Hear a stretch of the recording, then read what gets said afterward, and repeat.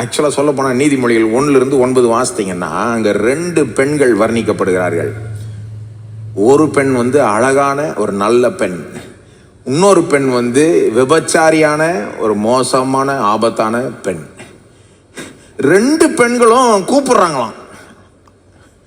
ஆக்சுவலாக நீதிமொழிகளை வாசிக்கிறப்போ ஒரு தகப்பன் தன் மகனுக்கு எழுதுகிற போல ஃபீல் நீங்கள் ரீட் பண்ணுவீங்க. தகப்பன் சொல்கிறார், என் மகனே நான் சொல்கிறத கேட்டுக்கோ, செவிய சாய். இப்போ தகப்பன் மகனுக்கு அட்வைஸ் கொடுக்குறாரு. 2 பெண்கள் அந்த மகனை கூப்பிடுறாங்களாம். நீ இங்க வான்னு சொல்லுது ஒரு பெண், இன்னொரு பெண்ணும் சொல்லுது நீ இங்க வான்னு. இந்த தகப்பன் சொல்றாரு, இந்த பெண்ணுக்கு பின்னால போயிடாத.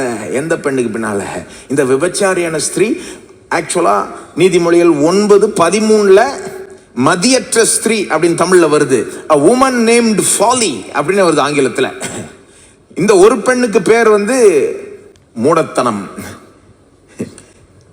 மதியற்ற ஒரு பெண். அதுதான் அந்த விபச்சாரியான பெண் 5ஆம் அதிகாரத்தில் விபச்சாரம் உள்ள ஒரு ஸ்திரீயாய் வர்ணிக்கப்படுது.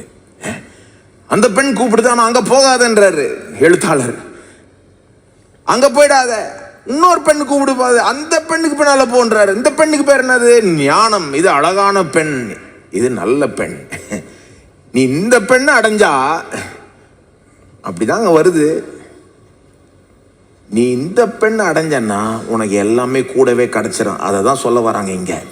நீ இச்சிக்கத்தக்க ஒன்றும் அதற்கு நிகர் அல்ல. 15-16 அவள் வலது கையில் தீர்க்காய்ச்சி. இந்த ஞானம் என்ற இந்த அழகான பெண்ணை நீ அடைஞ்சனா கூடவே உனக்கு தீர்க்காய்ச்சி கிடைச்சிருது. ஏன்னா அவள் வலது கையில் தீர்க்காய்ச்சி, அவள் இடது கையில் செல்வமும் கனமும் இருக்கிறது.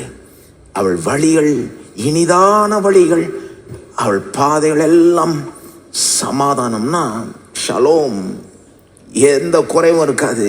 18 அவள் தன்னை அடைந்தவர்களுக்கு ஜீவ விருட்சம்.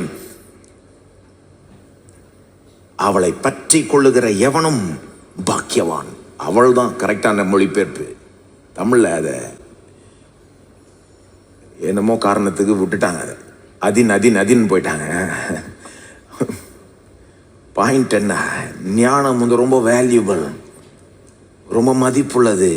இந்த ஒரு காரியத்தையும் அடைஞ்சனா தீர்க்காய்ச்சியும் பெற்றுக்கொள்ளலாம், ஐஸ்வர்யத்தையும் பெற்றுக்கொள்ளலாம், கனத்தையும் பெற்றுக்கொள்ளலாம். இன்னைக்கு உலகம் ஐஸ்வர்யத்துக்கு பின்னால் போகுது, பேர் புகழுக்கு பின்னால் போகுது, சுகம் பலன் ஆரோக்கியத்துக்கு பின்னால் போகுது. ஆனால் பைபிள் என்ன சொல்லுது? நீ ஞானத்தை அடைஞ்சா சுகம் பலன் ஆரோக்கியம் தீர்க்காய்ச்சியும் அடையலாம், ஐஸ்வர்யம் பேரு புகழ் கனம் அதையும் அடையலாம்.